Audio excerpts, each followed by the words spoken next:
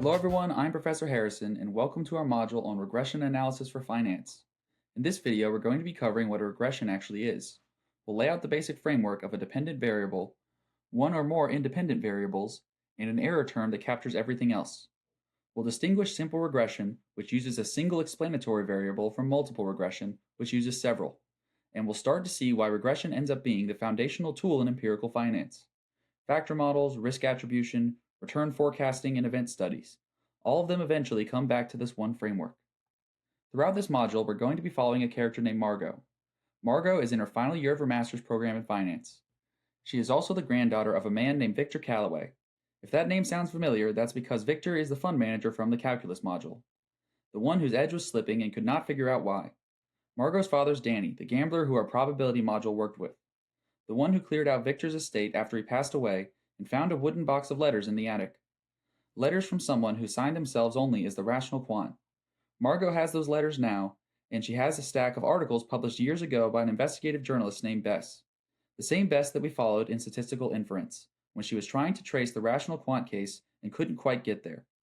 She has every page of her grandfather's old fund records, so she has several sources, all from different angles on the same story, and Margot knows there is something in there. At some point, her grandfather's fortune disappeared, and no one knows why. She doesn't know yet whether there's a tool that can help her figure out what's going on, but she's going to work to try and figure things out. She has 3 separate datasets to pull from and create a coherent picture. That tool is what this module is going to give her. So she turns to the next problem in her coursework. So what is regression? At its core, it's a way to model the relationship between one variable that you care about and one or more other variables that you think might explain it. The variable that you care about is called the dependent variable. We almost always label it as y. The variables that you use to explain it are called the independent variables, or sometimes the explanatory variables.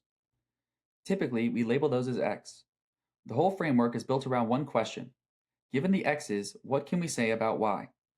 So let's put numbers to those with a concrete example. Suppose you're trying to predict the sale price of a house. Sale price is something that you care about, so sale price is your dependent variable. That is going to be your y. Now, what could you use to predict it? The most obvious candidate is square footage. A bigger house tends to sell for more.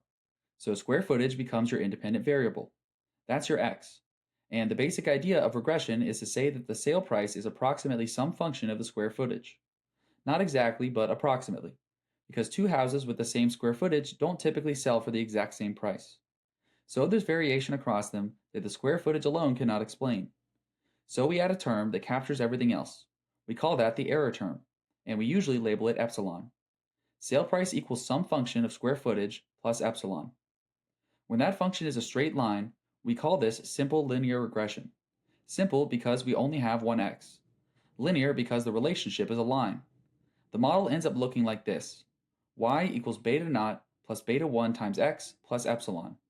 Beta naught is the intercept, beta 1 is the slope, and beta 1 measures how much y changes for a 1-unit change in x, and epsilon is everything else. In a sense, this epsilon kind of captures everything. Measurement noise, factors that we didn't include, plus just plain old randomness, because predicting a house price isn't going to be exact. We'll spend most of the next several videos working with exactly this model. Now in practice, square footage by itself does not explain home prices very well. A 2,000 square foot house in a great neighborhood is worth a lot more than a 2,000 square foot house in a struggling one. A brand new house is worth more than a comparable one that is 60 years old. So in practice, you want to use more than one x. You might use square footage, number of bedrooms, age of the house, and neighborhood. When we have multiple explanatory variables, that is multiple regression. The framework is the same, you just have several x's instead of one. The model ends up looking like y equals beta naught plus beta 1 times x1 plus beta 2 times x2, and so on, all the way up until your last explanatory variable, plus epsilon.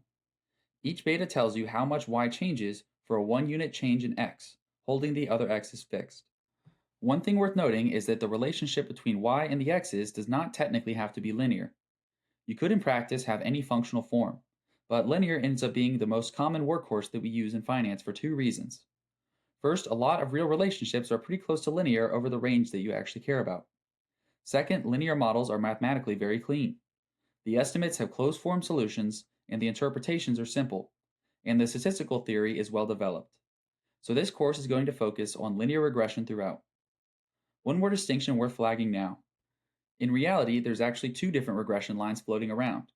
There's the relationship in the world, which is in some sense the true underlying way that a sale price gets determined on square footage in bedrooms and age.